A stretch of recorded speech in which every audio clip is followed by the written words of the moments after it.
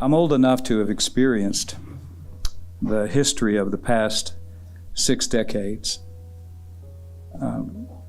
Not to read about it, but to experience it as it was being made. The assassination of John F. Kennedy, Robert Kennedy, Martin Luther King Jr., Vietnam, the Civil Rights Movement, the Civil Rights Acts, desegregation. I too was a part of school busing.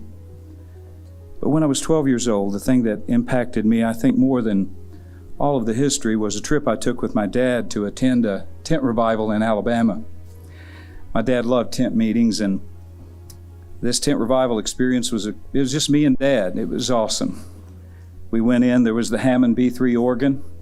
Anybody remember those? Tent shavings, choir singing, black and white people worshiping together. It was amazing. And then on the way home, Dad stopped for gasoline there in Alabama, and I went to the outside restroom. And as I went to the restroom, there were 3 bathrooms. There was men, women, and colored.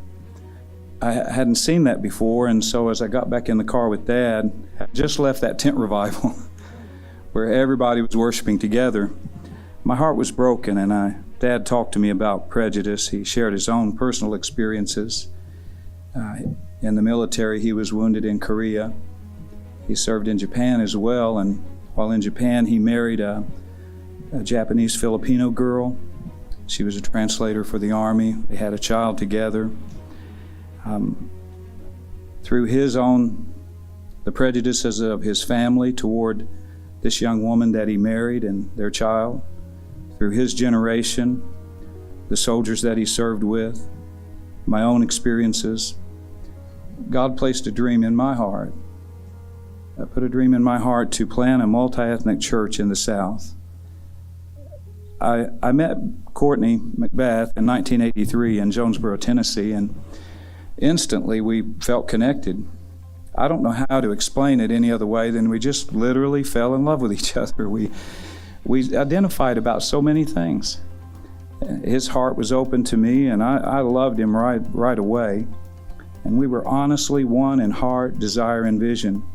And then finally in 1985, my wife Teresa and I attempted to do what only the gospel of Jesus Christ can do, and that's bring people together and break the racial, socioeconomic barriers in the South. So Courtney and his wife Janine came to help my wife in 1986. Without him and Janine, we wouldn't have made it. The early years, there were threatening notes left on our car. I was met outside the church many times saying, is this a black church or a white church? Threatening anonymous phone calls, people following us home. But God remained faithful.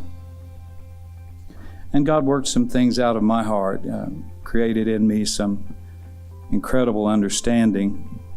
Our kids taught us a lot.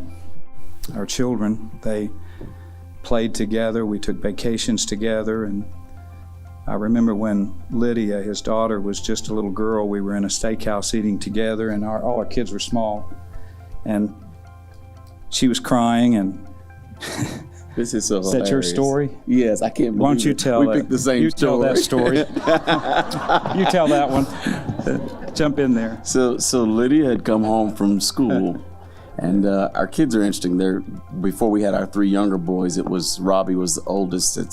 That's who's now the pastor of Bishop's Church, and then my oldest son, CJ, and his next son, Ricky, both born the same year. And our daughters, we each have only one daughter. They're both born the same year. Yeah. So at about 4, Lydia had come home, and we were all together. And she says, "Daddy, I'm never going to get married." First of all, why are we discussing marriage? I'm not ready to talk about that at 24, let alone 4. She says, "Daddy, I'm never going to get married." And we all looked at her and said, "Lydia, why?" She said, "Because all the boys at my school are pink." Pink boys. They really did. Yes, She said, "They're all pink, and I'm brown." And they said, "Nobody's ever going to marry me." And it's before she could finish the words, Bishop's son Ricky said, Oh, Liddy, don't worry about it. I'll marry you. And I had known them for about 3 years, not 36 years. Yeah. I'd only known them 36 months, and I thought, well, here it comes. Here comes, yeah, Ricky, that's nice, but it's probably not a good idea. Here comes, your children. Here comes, well, Ricky, that's sweet, but, Liddy probably needs to find somebody who's brown. But it never happened. His parents looked at him, and then they looked at Lydia, and she was crying. They said, don't cry, Lydia. Ricky will marry you.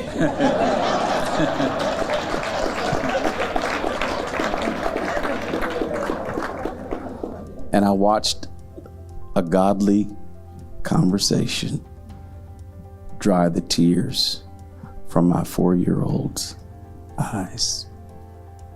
And she was completely at peace now.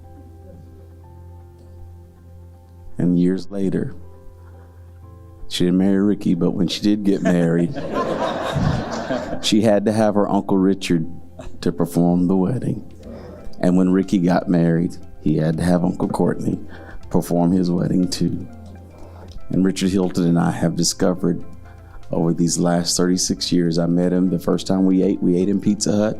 He had on a charcoal gray blazer and black pair of pants. I don't know what the pizza was like. I guess Richard Hilton can out Pizza the Hut. I remember him. I don't remember the pizza, but God connected us. And I do believe that these conversations, when they are real and authentic, they will dry the tears of our children and our grandchildren if we will have the talk.